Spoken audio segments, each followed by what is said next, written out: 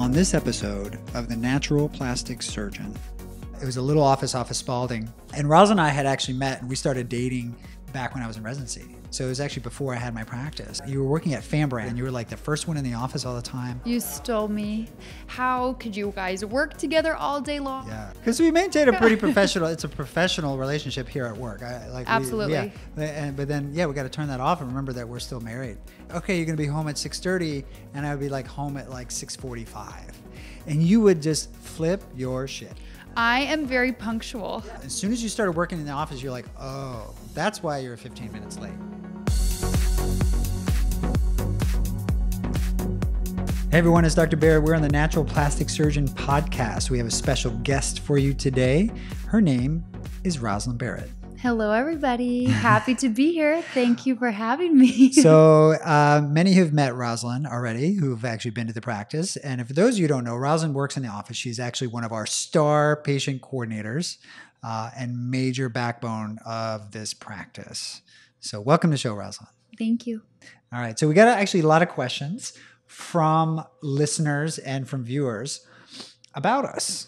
And it's really awesome to have you on the show because you do such a great job of like holding the practice together, making sure people are happy, and just kind of filling in the gaps. You know, you've been with the practice for how many years now? 5 years. So. It's kind of funny when I started. So 5 years ago, when I started my practice, it was a little office off of Spalding, and Rosalyn and I had actually met and we started dating, and back when I was in residency. So it was actually before I had my practice. Mm-hmm. And you were trying to do real estate. And I remember I was like, and you were working at Fambrand, which is a clothing company doing, I can't remember, sales. Apparel manufacturing, yeah. Yeah. And so I was like, I would see how hard she would work and she would go all the way to City of Industry. Where was that? Commerce. Yeah. Commerce, California. And you're driving there and you're working so hard and you were like the first one in the office all the time. I was like, how much are they paying you? So I was like, maybe, would you want to come in part-time and just kind of, help out with answering phones? And so I kind of like, my plan worked. I got you in part-time.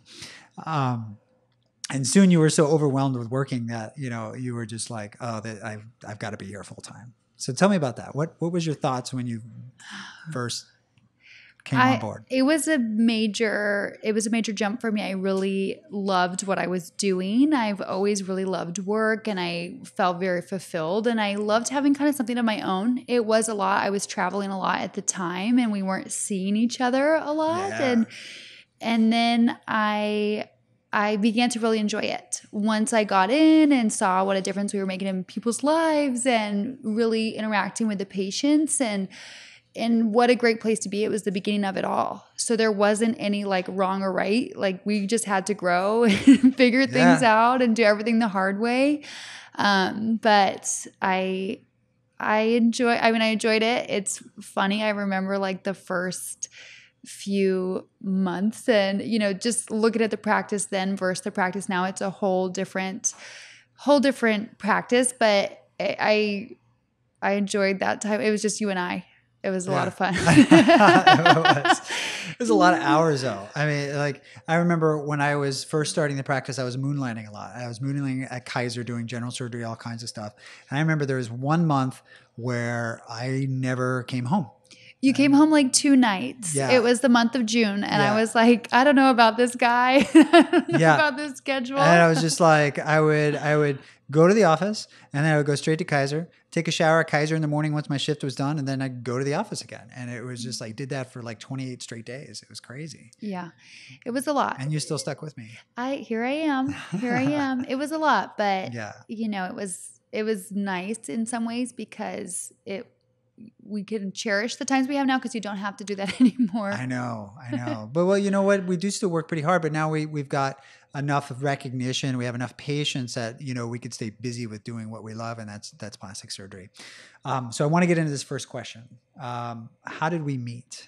So this is pre-date. This is before we even had Barrett Plastic Surgery. This was back when I was in residency. Yes. So this is when you had a pager. You were on call. You were in residency. Yeah. This was right when I moved to LA. So this is 2012. Yeah. And you had just dropped out of law school because you thought it sucked. I did. I dropped out of law school. I left Santa Barbara. I moved to LA. I didn't have a boyfriend. I didn't have a job. I didn't have anything really, but I wanted a new fresh start. Santa Barbara was really getting too small for me. And so beautiful place. Gorgeous. We can move back one day. Okay. But I was fresh, like brand new in LA. I think it was one of the first weekends that I was even like out and at a barbecue in Santa Monica. It was actually my younger sister's now husband's house. They were dating at the time. Who happens to be my friend. Yep. Which is kind of cool. It was so funny. Now he's my brother-in-law. Yep, brothers. But it was, we met at a barbecue. We went to Shore Bar in Malibu and bought me a drink and we danced. The air conditioning was broken. Oh, it was so hot. Yeah. It was so hot. It could, so many things that could have just gone wrong there. Like it literally, when I was actually trying to find Nathan's place, I didn't know where his apartment was. And I was trying to get, where his address was from a friend. And it was just like, I turned around, I was about ready to turn around and go home. And then he texted me back. He's like, sorry, I was barbecuing. And then, it turned around and came back. Yeah. So that's when it all started. Yeah. But you know what the key thing is I was like sober the whole night because I was on call. And we get back to the place and like, by the time I got to the barbecue, because I got lost and everything, I actually didn't eat. So you were so nice that you actually cooked me some chicken that was there. And I was like, she is a keeper. I was like, everyone else is like drinking and partying. And she like made me a chicken sandwich, which was bomb. There you go. Yeah. I know the way to a man's heart. Your stomach. So true. Yeah. And then the rest is history, I guess. But yeah, so that's how we met. And then, it's funny. A lot of people ask like, did she work in your office and then you started dating or no? But we were actually dating before I stole you from your career. Correct. Yeah. Back before you were a plastic surgeon in Beverly Hills, before all the hype, before all your Instagram followers. Yeah. I think I had an Instagram. I had a couple. If you go back on my Instagram, I didn't take any photos off from the very, very original OG. I think I took a picture in the gym of an exercise ball. It was like my very first Instagram post. I probably archived that. I cleaned up your Instagram.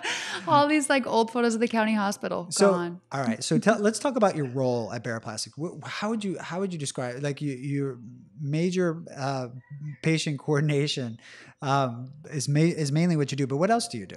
So I started doing patient coordinating. I started doing everything, honestly. A lot of what I do today, we have Rachel doing obviously full-time patient coordinating. Yeah. I still love the phones. I still love the patient care.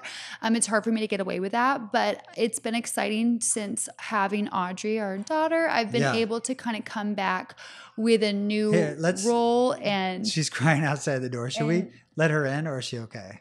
She can come in.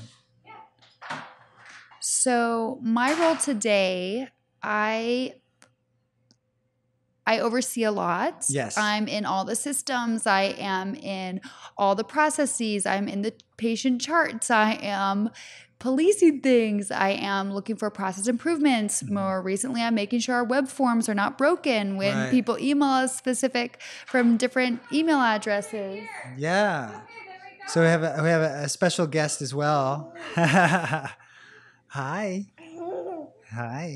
So here's Audrey. This is our daughter. She is now 17 months, and she's joining us on the show.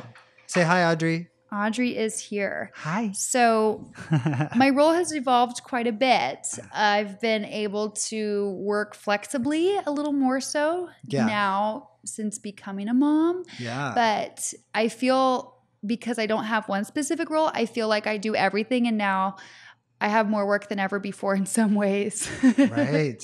So I don't know. I feel like you've kind of become the glue that holds everything together. You're not the manager. You're not really full-time coordinating, but you're just kind of the glue that holds everything together, whether post gets up or whatnot. And really, like when we drop the ball with a patient, and this we try really, really hard, but sometimes we drop the ball and we don't. We make people wait too long or which isn't very often. I think we're actually really good. You kind of really step in and merely like change it around and make sure that the patients are getting that really first class experience, which is really key. And so I don't know how you have just a presence on all of that. Well, thank you. And I do think we complement each other well. I've had patients say that, men are from Mars and you're an excellent surgeon and very talented at what you do, but sometimes someone needs to step in and give a little bit of love or, talk to a female patient as another female, understand where they're coming from if they do have concerns. You can let her down, let her walk around a little bit. So what's it like, working and what's it like working and being a mom at the same time? It's incredible. I feel very thankful that I have the flexibility that I do. I'm able to work from home a little bit, especially when Audrey was really small. Yeah. I'm also able to bring her to the office. Yes. So here we are, and I don't like to bring her often, especially at this age, because she's a force to be reckoned with. Yeah. But it's very rewarding, and I'm enjoying contributing and being able to go in for a couple hours in the morning and do my hair and makeup and feel like I'm contributing to something, and it feels good to have eyes on things and make sure everything going on is an extension of you and us and our brand and what we work so hard for. Right. I want to know, being a mom, is that kind of giving you a better appreciation for some of these moms that come in here for like mommy makeovers and so forth? Absolutely. Yeah. It's a major change physically, mentally, emotionally. I've been very thankful I didn't have to undergo any plastic surgery postpartum. Yeah. Well, we're not done having kids yet. So yeah. You just had I'll one. call you. And she was small when she came out. No, I do have a different appreciation, and especially when our patients are taking time off work or, they say, oh, I'm not going to lift my child. I'm like, yeah, right. You can't not lift your child. Yeah. No, totally. To me, it gave me a whole new appreciation, for moms and what they do and what they go through. And so, I think it's been a gift in many ways. I feel like I understand our patients better. And, we've only had one child together. We got another one on the way, which is really exciting. But it's hard work. And that's why I get super stoked about some of these mommy makeovers that I get to do to help moms get their body back. Absolutely. Yeah, but I think you're right. You may raise a good point about in terms of recovery and like limitations with a 2-year-old running around. That's not easy. Absolutely. And, even when women call and they're like, I am a month postpartum and I need my breast fixed and my tummy fixed. And I'm like, I know how you're feeling, girlfriend. I was there, but you have to wait 6 months. Yeah. After breastfeeding. Yeah. But totally. I recall that time. How do you develop a balance, between work and everything else?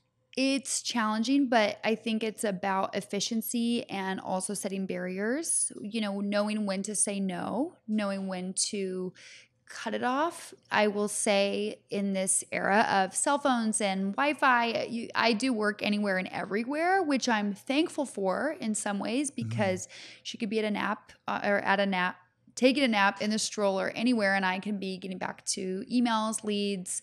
But it's challenging. You have to set times. You have to schedule time. We do have help at home. We have a nanny at home who's great. Yeah. So, it's always, I think it's interesting because it's like in the end of the day, it's healthcare, right? And someone has a complication like this weekend. I was on the phone with patients who had questions about medications. The pharmacists had questions, and on the weekends and the end of the day, the middle of the night, it's kind of us that are making it happen. And it's tough to get that balance. To me, I think the most challenging thing is when we get home to talk about other things besides work.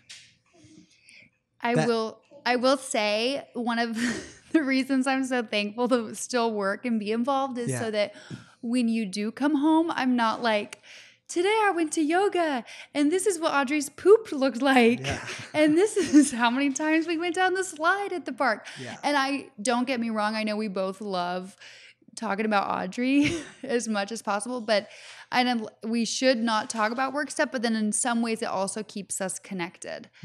Yeah, but I think we're both passionate about it in different ways. You're more on the patient side and I'm more on the surgery side. But it's a really challenging thing to kind of be able to turn it off and remember that there's more than just work as well. So that's one of the things that we kind of have a tough time doing is actually like, we'll sit down at the dinner table and we'll talk about a difficult situation. And we're like, you know what? Let's talk about Audrey's day, Let's talk about our kids. I think a lot of people are like, what? I could never work with my spouse. How could you guys work together all day long? And I think we do work extremely well together. I think one of our flaws is that we have a hard time shutting it off. And I'm like, all right, let's flirt a little bit. And let's because we maintain a pretty professional. It's a professional relationship here at work. Absolutely. But then we got to turn that off and remember that we're still married, and that's fun. I remember though.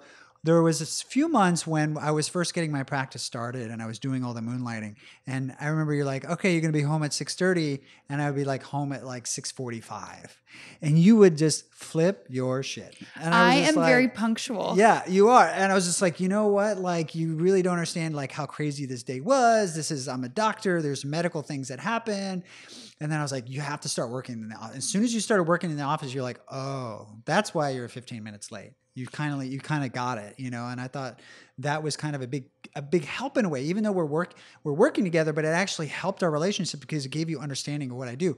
The other part that is interesting, and a lot of people ask about, is how do you feel when your husband works with naked women all day? So you mean, how do I feel when you've touched 10 girls' breasts in one day? Maybe 12, maybe 20. I don't know. How many girls' boobs are you touching, Dr. Barrett? 10 to 20, easy. Okay. And butts too. We do some butts. And you don't touch my boobs every day. You don't touch my butt every day. So how do I cope with that? I try.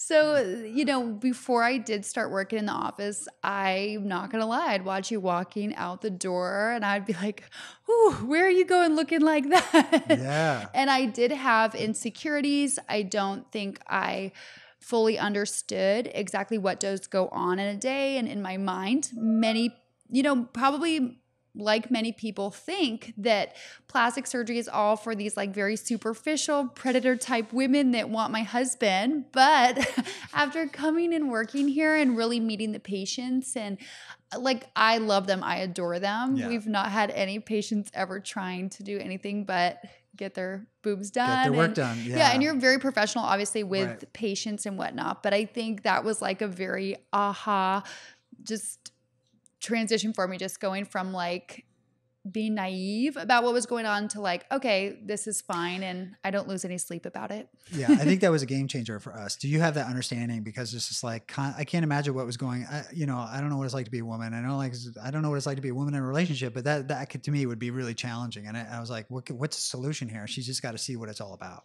Yeah. Now, another question from D. Fran G. Yand. Roslyn, would you consider any cosmetic procedures for yourself? Absolutely. I've gone through phases where I've like really wanted things, and it's so funny because Dr. Barrett tells me no. I'm like the last to get anything done. I'll be like begging and pleading. It's because you're so busy. No, but also I mean, it's fine. I'm thankful. I'm very confident with the way that I look and feel, and I'm not going to say never. I'm sure the time will come, but I have not yet gone under the knife. I'll go to you when that time comes, but I've also thought about it this way. I know how critical you are of your work, and I know how meticulous you are with everything. And the last thing I would want is to be in an intimate situation with you and have you really looking at my body as your work. Yeah. I don't want to become that. And you love me, you love my body the way it is. I would never want you true. Analyzing on the record. I love you for how you are. I would. Which, by the way, for any man that's listening or any woman who's listening, for a spouse is considering plastic surgery, those are the best words to say. I love you for exactly how you are, but if this is something that you want to do, I support you 100%. That's the best line that you can say as a spouse. Absolutely. Yeah. So you never want someone to come in here because their spouse is saying that they should be. Exactly. Yeah. So you've made me feel very confident to where I don't feel I need to change anything about myself. And I would never want you to be, checking my scar and looking at me and seeing your work when you look at my body. And maybe one day it will become that way. But I think you're beautiful just the way you are. I don't think you for need now. Yeah. All right. I have another question here from Savannah Bushnoff. She asks, where did you guys grow up? So do you want to start with that? Sure. So I think we have kind of similar upbringings in some ways. And I grew up in Half Moon Bay, which is a very small city south of San Francisco. When I first heard of Half Moon Bay, I thought it was like next to Cuba. Honestly, no. That's just like, where is this place? Half Moon Bay. Sounds like it's like next to Cuba. It's the most gorgeous little beach town south of San Francisco, north of Santa Cruz and Monterey. Population 12,000 people. It may have grown since I left, but it's a beautiful place. And I still have all my family there, most of my family, but it's just very small. And it was like a big deal when we got a Starbucks in our city. Yeah. So just to kind of explain how small that city really is.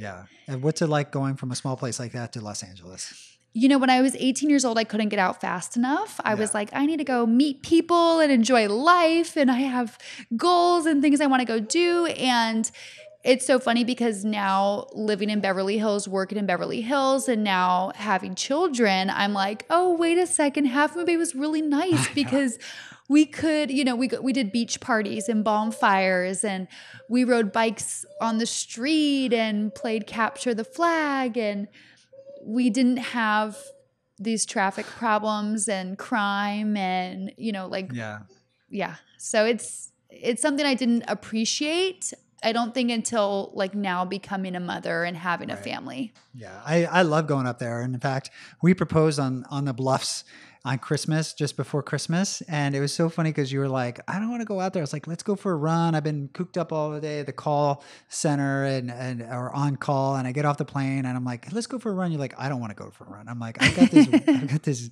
diamond engagement ring I'm trying to give to you.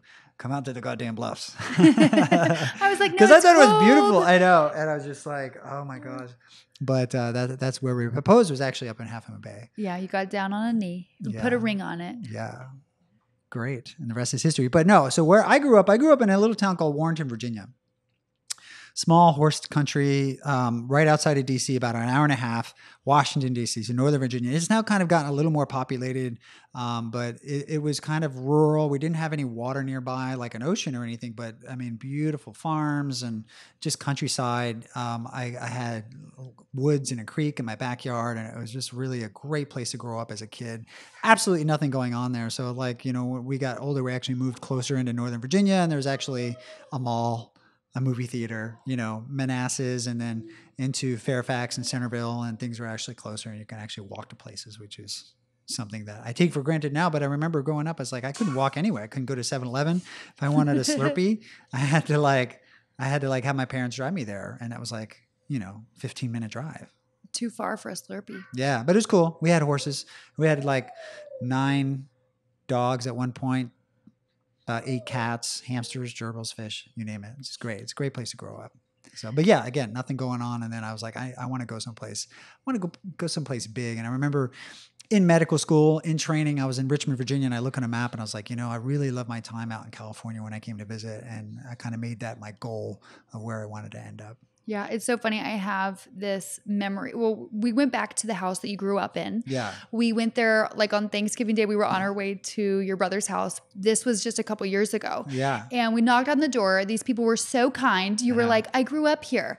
So, so like, it was Thanksgiving. It was Thanksgiving. But yeah, they're like, do you want to join us for dinner? And we're like, no, we're not. The important thing is we went to the backyard and you said, this is the shed that I built. This shed was perfectly built with electricity wired, standing now 20 plus years later. Yeah. And it's just such a testament to like anything you touch is perfect and beautiful. I learned a lot of skills when I was a young boy. I mean, you grow up with land, you have to take care of it. You have to mow the lawn. You have to I remember I used to rebuild stuff and, you know, fix stuff and just learn. It's a great place to learn and explore, and you could be creative in some ways, and you know, you can have projects like that. And I remember I built that shed with my mom. She's very handy. How old were you? I was 14. Oh my God. Yeah, and it was a pretty big shed, and I'd wired the electricity to it. And they were using it. They loved it. They had like all the lights. The lights still worked. I was like, it's great, because I definitely didn't build it to code. Not to code. But it still worked. Yeah. This is from Fran Deanne again. Why did you choose to specialize in breast augmentation? Well, you know, this is, I guess, a good question for me, and maybe Rosalyn, you can chime in about it. But breasts for a full board certified plastic surgeon, breast is kind of our territory. Like nobody else can do breast surgery. I could do facelifts, I could do noses, but you can have head and neck doctors do those surgeries as well. And I remember we chatted about it. I was like, I love doing breasts. I actually love doing those other procedures as well. But it became known for the breast because it's really no one else is competing for it. So, but it's something that I love and I'm really, really, really good at, and our training is really good.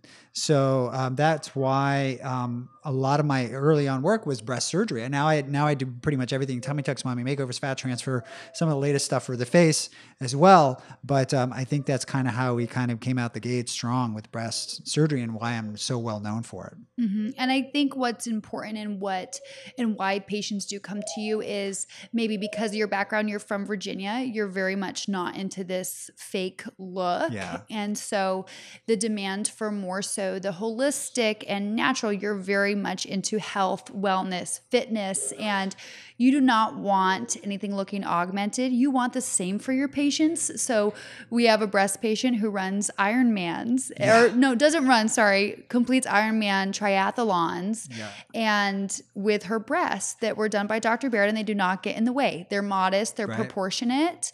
And I think that's why a lot of patients do come to you. You kind of encompass that more natural aesthetic. So this particular patient, she came back in for because she also gets injectables, and she had all these rashes on her arms. I was like, why do you have all these rashes on your arms? And she's like, those are jellyfish things. I'm like, what the hell? And I was like, it's wintertime. She's like, oh, not in Belize where I did my Ironman. I'm like, you did an Ironman? And this is like this little, normal sized woman, but meek, comes in business clothes. I'm like, you did an Ironman? She's like, yeah, I've done like 10. I'm like, holy crap. She's like, I do one every year. And like this one, she got jellyfish stings and she still finished an Ironman. I was like, wow.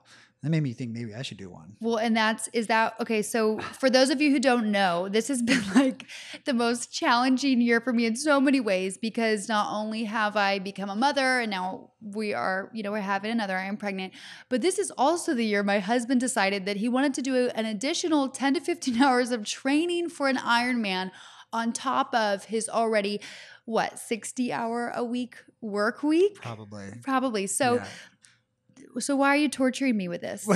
So you know what happened? So when you were pregnant with Audrey, my brother came out to visit, and he looked in good shape.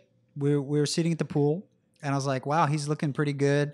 And I feel pretty fat, out of shape. I could barely run a mile. And I was like, this is, why am I like this? I'm younger than him, and he's run several marathons and did really well. Especially, he still lives in Virginia.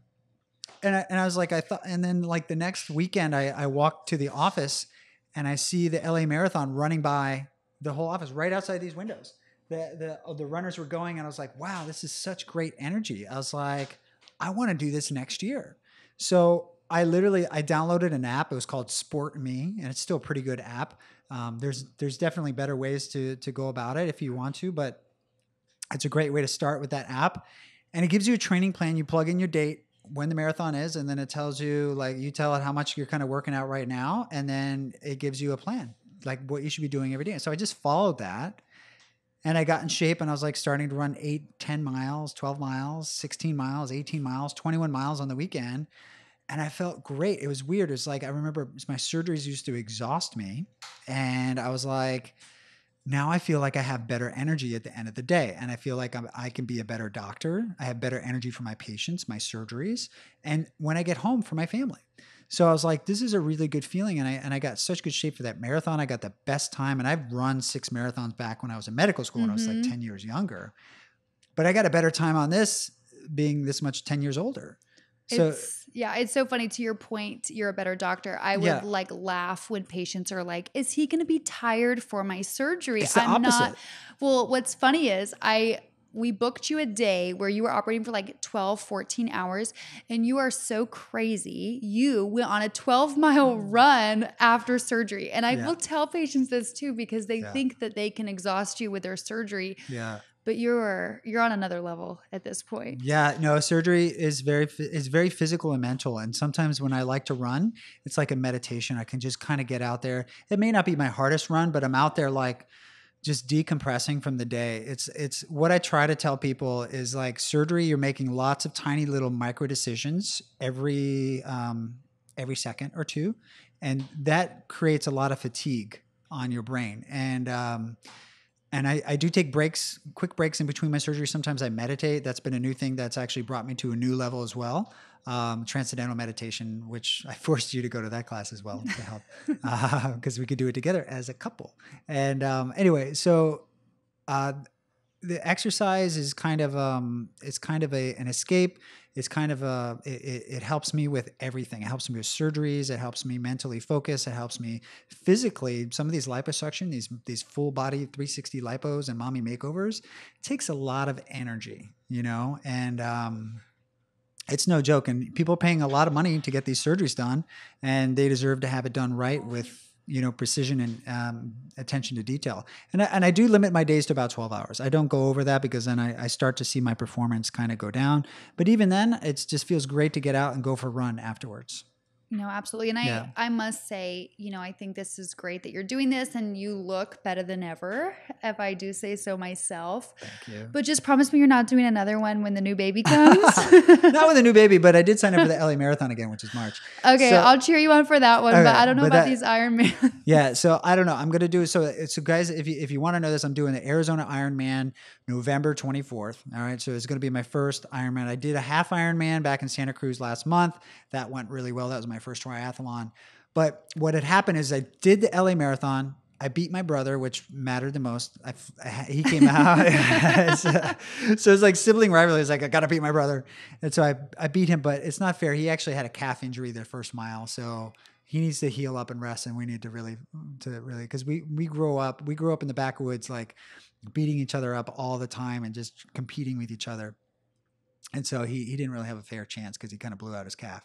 But anyway, so I did the LA Marathon, and then I was like, I'm feeling in such good shape. I want to try something else. I want to do something, I like riding and bicycles, and I never actually swam before. So I was like, let me do an Ironman. I actually had a nurse her name is Tracy. And if she's listening, this is because of you, Tracy. But she said to me, she just did an ultra race or something like that. And I was like, well, why'd you do that? And she's like, well, what have you done? And I was like, well, I don't know. And she's like, have you done an Ironman? I'm like, no. And she's like, have you done a duathlon? Have you done a 100-mile race? Have you done a 50-miler? I'm like, no. Have you done a marathon? I was like, yes. And she's like, okay, well, come talk to me when you do an Ironman. I'm like, all right, fine. Tracy. Well, let's call Tracy. So she's to thank for this. Tracy is to thank for this. No, but it's just like, it's cool to learn something new, like swimming.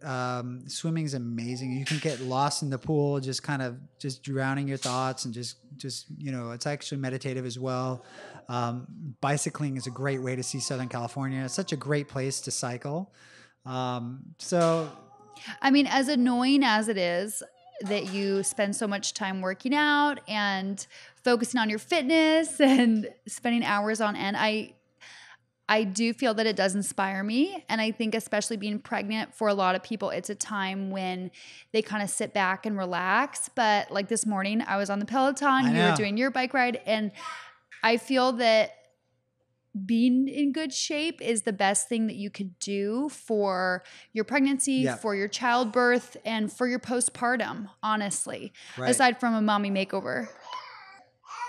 Uh-oh, she's melting down. Yeah. So, I mean, I think in terms of what you've done, with Audrey's first delivery, I mean, you had Audrey out in about 20 minutes. I remember we got to Cedars just in time, and you were able to get, you were basically, your water broke in the hallway, and then you had Audrey out literally within 20 minutes. It was incredible feat. And they were just so surprised how fast you were able to get Audrey out. They were just shocked. Well, it was my first labor, obviously, and I was here about 5 o'clock or like 3 or 4 o'clock, and I had like false labor for a couple days, and I was literally talking to a patient, checking her out. She's like trying to find her schedule, and I was having contractions, and I was like, okay, you can just call us when you figure it out. And she was like, and she had no idea, obviously, and I didn't say anything, but literally went home, and then we got to Cedars at midnight, and she was out at 12:20. I know. So we'll see for this next one. But I do think staying very active, staying very busy, it can help a lot. Yeah, but let's talk about that a little bit. You didn't have any epidural. You didn't have any, you had a Tylenol. That's it. You had all natural delivery. I mean, you're so strong, you know, I can't believe you did that. I was like, yeah, my wife is superwoman.